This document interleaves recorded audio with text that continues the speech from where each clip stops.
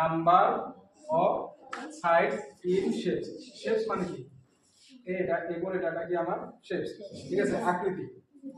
আমার কি আছে এটু কি আমার কি কি বলি কয়, আমার অসমীয়াত কি বলি কয়? ত্রিভুজ বলি কয় না? অসমীয়াত ত্রিভুজ কয়, কিন্তু আমার ইংরেজিত কি বলি কয়? ট্রিঅ্যাঙ্গেল বলি কয়, ঠিক আছে। ইংরেজিত কি বলি কয়? ট্রিঅ্যাঙ্গেল বলি কয়, ঠিক আছে। আমার সাইড মানে কি?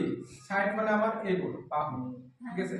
আমার ট্রিঅ্যাঙ্গেলে কি এটা বাহু থাকে, এটা সাইড থাকে, তিনটা সাইড থাকে। আমার এই জায়গা লিখবো লাগে কি আমার, ঠিক আছে। আর তো আমার কি থাকে? সাইডে বাহু থাকে, ঠিক আছে। তারপর কি আছে? পেন্টাগন। পেন্টাগন গণ মানে কি? পঞ্চভুজ। অসমীয়াত আমার কি কয়? পঞ্চভুজ। আর ইংরেজিত কি বলি কয়? পেন্টাগন। পেন্টাগন পঞ্চভুজত কেইটা বাহু আছে? 1 2 3 4 5, পাঁচটা বাহু আছে না? আর কোণ হিসাব করিলেও পাঁচটা কোণ হবে। 1 2 3 4 5, ঠিক আছে। ইয়াতে আমার কি লিখব লাগে? কয়টা সাইড আছে? আমার পাঁচটা সাইড আছে। এটা আমি কি লিখি? 5, ঠিক আছে। তোমরা তারপিছত আবার একজন করব। তারপিছত কি আছে আমার? হেক্সাগন। হেক্সাগন মানে আমার ষষ্ঠভুজ। অসমীয়াত কি বুলি কয়? হেক্সাগন মানে ষষ্ঠভুজ বুলি কয়, ঠিক আছে।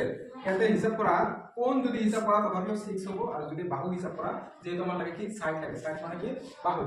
1 2 3 4 5 6, এতে 6টা বাহু আছে না?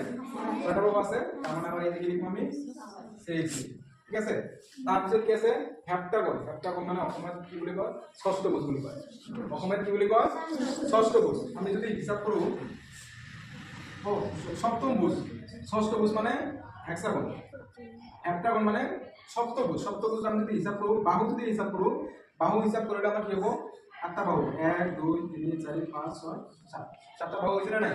আর যদি কোণ হিসাব করব তথাপিও কি আমার হবে? 8টা বাহু। 8টা কোণ সাইড সাইড কেটে থাকে আমার 7টা সাইড আছে। তারপর কি আছে? অক্টাগন, ঠিক আছে। অক্টাগন যদি আমি হিসাব করব, অক্টাগনক আমার অসমীয়াত কি বুলি কয়? অষ্টভুজ বুলি কয়। অষ্টভুজ মানে 8টা বাহু থাকা, ঠিক আছে। সাইড লাগে। ইয়াতে যদি আমি হিসাব কৰিব যাওঁ তেনেহলে কি হ'ব? আমার 8টা সাইড হবে। 1 2 3 4 5 6 7 8, 8টা সাইড হৈছে না? 8টা সাইড হৈছে মানে অসমীয়াত কি বুলি কয়? ইয়াত অষ্টভুজ বুলি কয়। আমার সাইড উলিয়াব দিলে ইয়াৰ সাইড আছে কি? 8। তারপর পিছত কি আছে?